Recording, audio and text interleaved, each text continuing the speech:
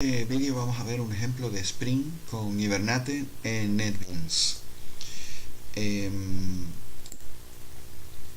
Básicamente vamos a ir viendo que una parte, o sea, vamos a utilizar como IDE NetBeans y vamos a utilizar como framework Spring, y también vamos a utilizar Hibernate, que nos va a permitir la persistencia de los datos. Por último, hay que destacar que en este enlace de YouTube, que lo tengo aquí abierto, es de donde tienen el ejemplo que vamos a ver de forma mucho más rápida, sin explicaciones. Eh, Está muy divertido porque todo lo que es automático está hecho con una música, y cuando se acaba la música es cuando empieza, digamos, la parte de personalización. Entonces, vamos a seguir viendo el mapa conceptual que hemos creado. En este mapa conceptual, a ver si consigo, en el mapa conceptual, vaya, lo tengo aquí. Entonces, en este mapa conceptual habíamos dicho que teníamos esto de aquí. Lo más importante es la parte que tiene que ver con Spring. Entonces, como habíamos dicho, Spring es un framework que utiliza, en el caso que nosotros vamos a usar, utiliza el modelo vista controlador. Entonces vamos a ver que suele haber cierta confusión entre lo que es un framework y una librería. En ese sentido, podemos ver que cuando tenemos un framework, el flujo del programa realmente lo lleva el propio framework y no el programador. Digamos que el programador lo que hace es utilizar un programa que ya está hecho, la estructura de un programa que está hecho, y lo que hace es completarlo.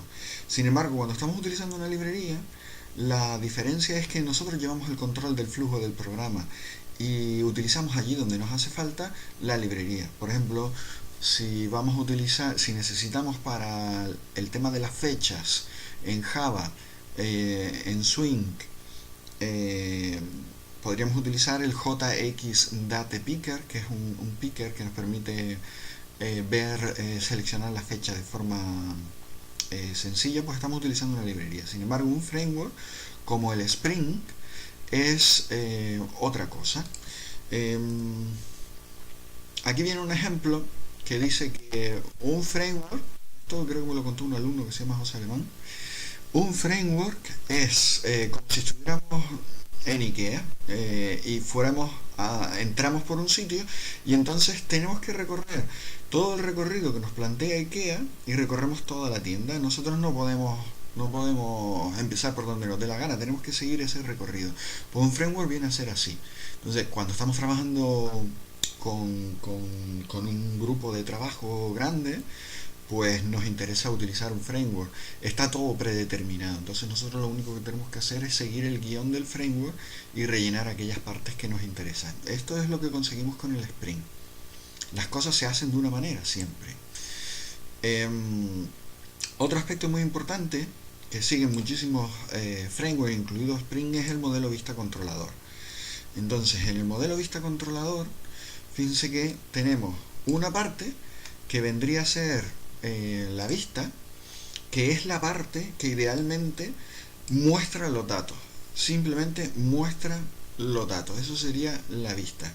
Luego tendríamos el modelo, que vendría a ser la parte cercana a los datos. Es la parte en la cual nos encargamos de los detalles de los datos. Y por último está el controlador. El controlador lo que hace es llevar la lógica del negocio, la lógica del programa. Y entonces es como algo que está entre la vista y el modelo. Es decir, se comunica con el modelo para coger los datos y se comunica con la vista para mostrar esos datos. Eso sería el controlador. Bueno, en el caso de Spring, en el modelo de datos, pues digamos que hemos colocado tres paquetes. Esos tres paquetes serían representan el modelo de datos de la orientación a objetos. Estamos trabajando con Java y hay orientación a objetos, y entonces digamos que los POJOs, el Plain Old Java Object, es decir, las clases de Java en la que están los getter y los setter y el constructor básicamente, pues eso estaría en un paquete que se llama model.pojo. Luego tendríamos, por otro lado, model.dao, que es donde está el detalle de la conexión con la base de datos relacional, que en este caso nosotros vamos a utilizar MySQL.